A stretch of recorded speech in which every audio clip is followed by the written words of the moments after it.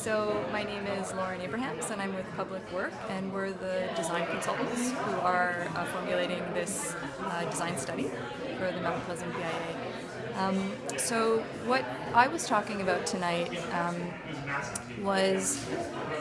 how some of these bigger ideas of greening the street and celebrating the diversity that we find along the length of the street, how they might actually land. So what are some of the more pragmatic ways that we can start to actually translate the big vision into something that's actually grounded and something that we can actually see at the eye level. A big point that we were picking up on is how narrow the sidewalks are, and this is a really big problem in the area. There's a really cozy dimension to the street, and there's a really nice cozy dimension to a lot of the building stock,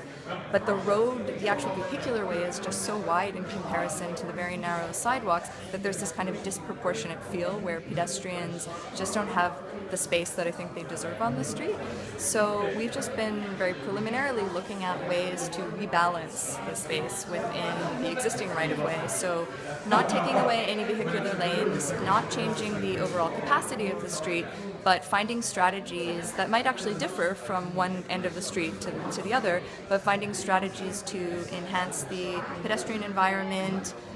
make the actual vehicular area more efficient, so things like maybe narrowing lanes or consolidating parking, and therefore having a wider area where pedestrians can roam, where we can get really great street trees planted, where there's room for cafes to spill out, for markets to set up their wares out on the sidewalk,